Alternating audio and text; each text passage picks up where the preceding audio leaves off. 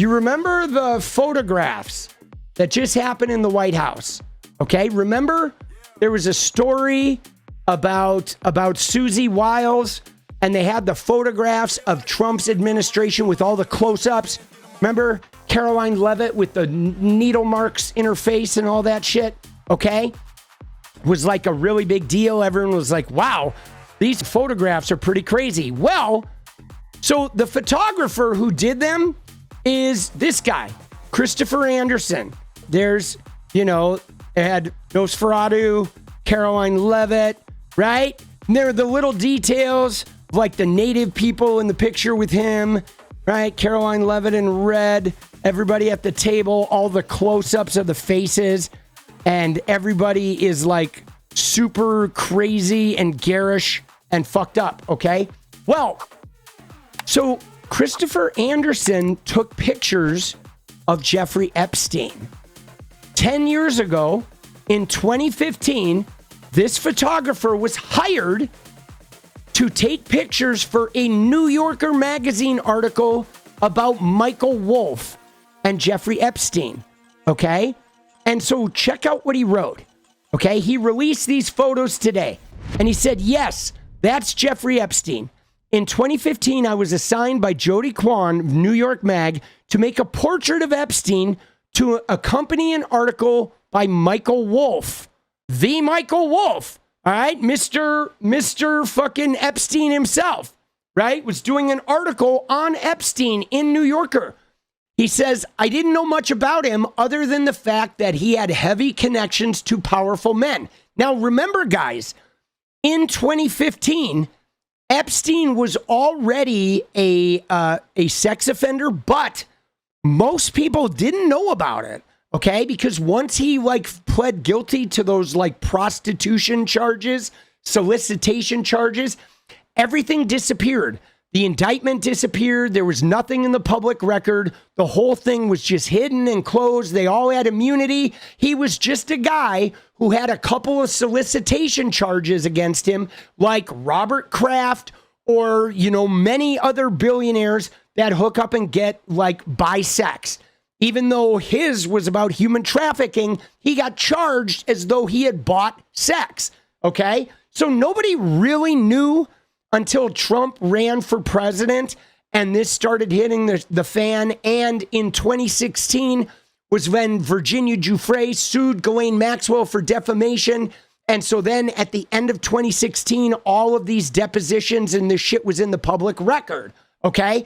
So it was really that lawsuit, that civil lawsuit from Virginia Giuffre that put the Epstein shit in the public record.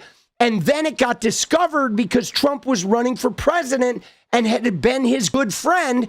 And so it was that cataclysmic series of events that led to Epstein being discovered as this sort of predator. And then it was after the Me Too movement when Julie K. Brown started writing those Miami Herald articles, and then everything just spread like wildfire.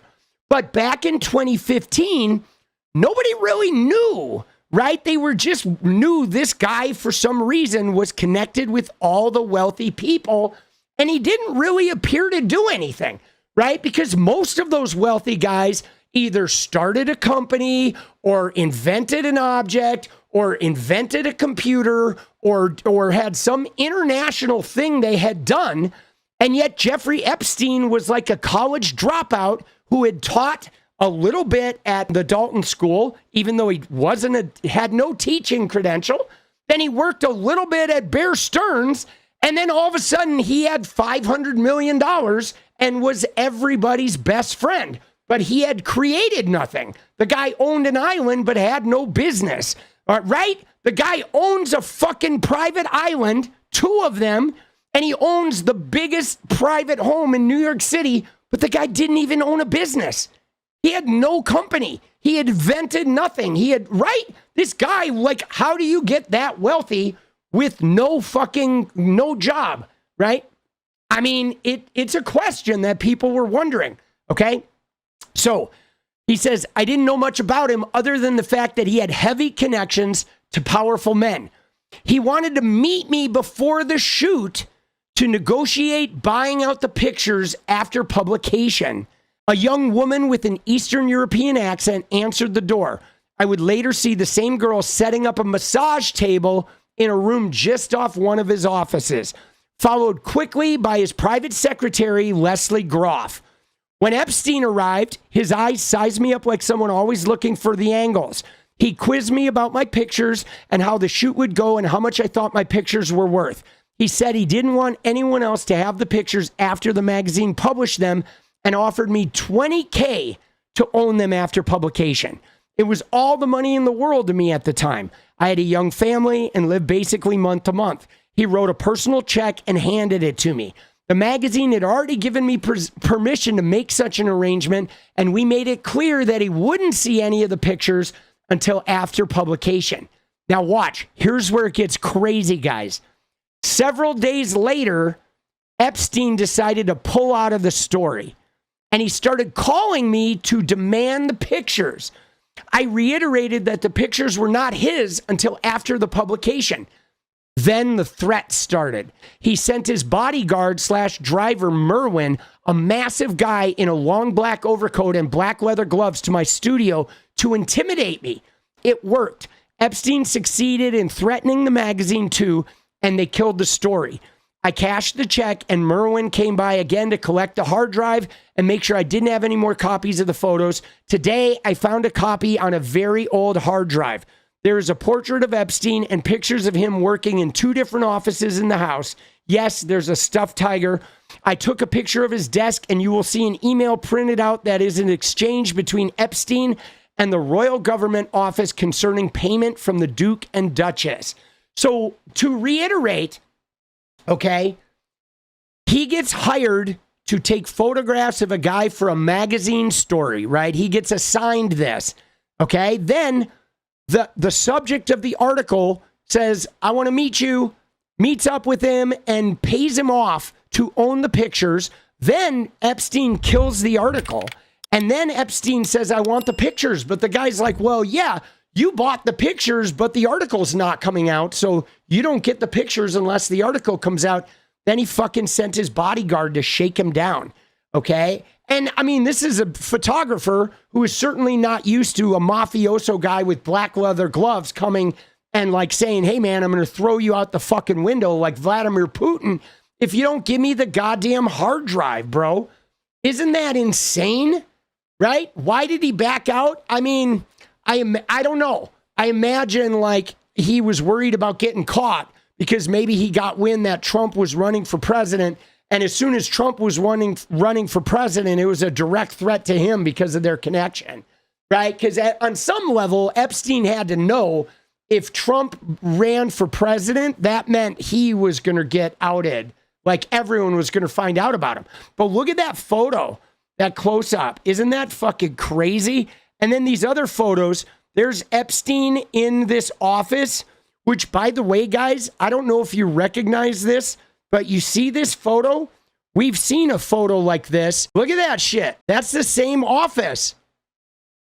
It's a different photo up. There's a different picture up there, but that is the same room in his New York mansion. Right? Same photograph, guys. Same space. Isn't that creepy? There he is with the redacted girls and some weird image. But this is, 2015. Same shit. This is the office that Steve Bannon was pictured in, right? Remember the image of Bannon? Bannon and Epstein at this wooden desk. There's the Bannon one, and there is the tiger. That is the Bannon desk. Pulled the tiger up in front of it. Right? Then there's another photo is this one, which is some of the photographs on there.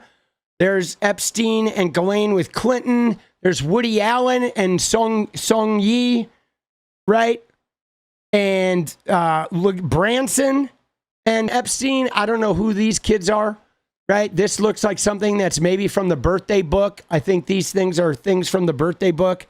But that's another one of the photos, right? That's that one. And then there's a last photo of his desk. And this is the email in particular where it says, "Dear Amanda, I've expressed my concern to you that despite all our concerted efforts, I still remain unpaid." Okay. The financial arrangements have been agreed directly between the Duke and Duchess and I for some 2 months. Yet, from what I understand, there's no plan in place to pay me the $59,933 I am now clearly owed. I agreed to reduce the amount I am owed by the Duchess in wages from $72,000 to $59,000 in order to reach an agreement with the Duke and Duchess. The Duchess then emailed me twice to say that my offer was acceptable to both her and the Duke. I did not waive my right to receive this money lightly, given the debts incurred as a result of this non-payment and resulting struggle I've endured to try and support myself and pay for my MBA course at Columbia. Okay? And so what's crazy about this is settlement, John O'Sullivan. I mean, I don't know what this even is, who this is about, or the payment from the Duke and the Duchess. That's pretty fucking weird. See, what's crazy about this, guys, is I don't think this email has come out yet, okay? Because this is the Duke and it's Sarah Ferguson, right? And I don't think that this email has been released yet, right? There's an email, a John O'Sullivan, something about a Columbia MBA program. And what's odd about it is this isn't Epstein demanding this money. This is some guy named John O'Sullivan demanding this money. But what it looks like with this is you see here that the Duke wrote question mark. So it looks like the Duke forwarded this email from John O'Sullivan to Jeffrey Epstein, right? There was some emailing going on with Epstein and Sarah Ferguson, and I'm not sure why Epstein was getting a copy of this. There's something about that is weird, but we don't know why. We don't know what's up here, right? I mean, I see something up here that says I am trying to blah, blah, blah, something until the money he received. Otherwise, he was going to sign and use the money to sue or something. So I don't know. There's some other story to that email that we're not getting completely. But by my cursory search about this, there's no record of this email yet coming up. So I don't think this email has been part of the dumps yet. And guys, we need to keep this in perspective because you ready for this? Let's look at this very importantly, okay?